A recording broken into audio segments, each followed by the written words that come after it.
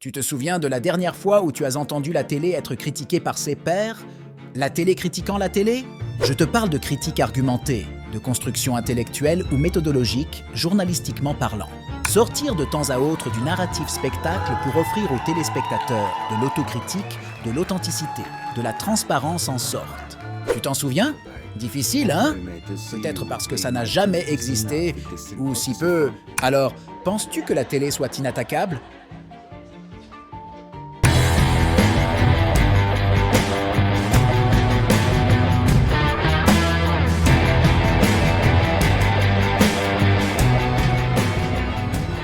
Pour commencer, pourquoi selon moi la télé serait-elle inattaquable? Quand bien même tu regardes la télé et les raisons t'incombent, tu as encore le droit, heureusement, de la critiquer.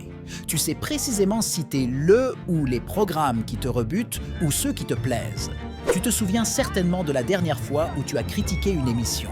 Tu as discuté avec tes amis ou ta famille de la dernière niaiserie de TPMP au quotidien ou du parti pris invraisemblable de BFM, LCI ou CNews. Donc, de fait, la première critique de la télé est celle des téléspectateurs eux-mêmes, mais avec un effet sur la tenue ou non des programmes très relatifs, voire nuls.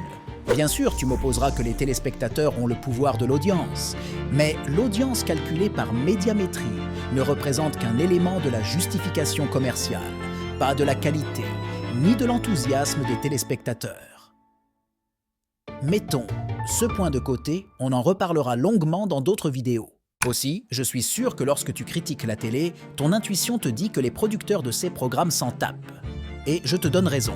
Donc, on peut dire que le téléspectateur sait, selon son prisme, critiquer a posteriori soit le contenu, le contenant ou le tout.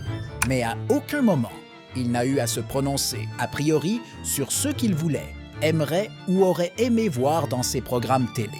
Ainsi, la télé, à défaut de partager à son premier client le téléspectateur son honnêteté sur les pourquoi et comment sont décidés les programmes, ne lui propose même pas d'établir son autocritique.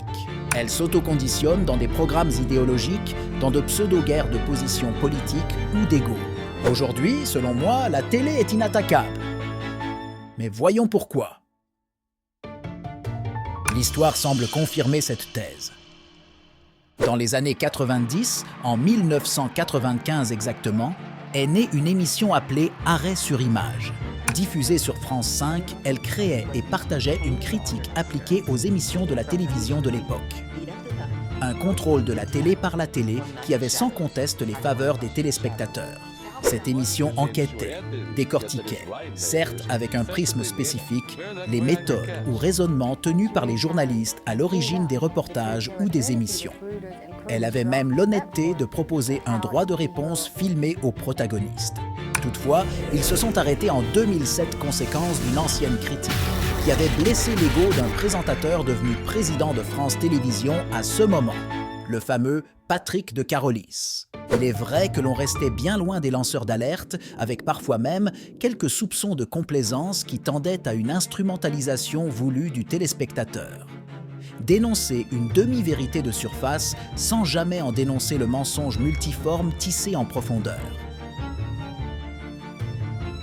Une méthode surannée mais efficace, utilisée par les programmes télé réputés, dits d'investigation de nos jours. Bref, la critique de la télé par la télé eût existé, mais ce fut une goutte d'eau dans l'océan audiovisuel. Et ne me dites pas que TPMP et Quotidien ont pris le relais de cette critique de la télé. Car sinon, dites-moi en commentaire quelles étaient leurs dernières enquêtes. Enfin, c'est la diversité et la technologie qui plaident en faveur d'une télé tout pouvoir. L'inattaquabilité entre guillemets de la télé est qu'avec notre ère numérique, les chaînes se sont démultipliées.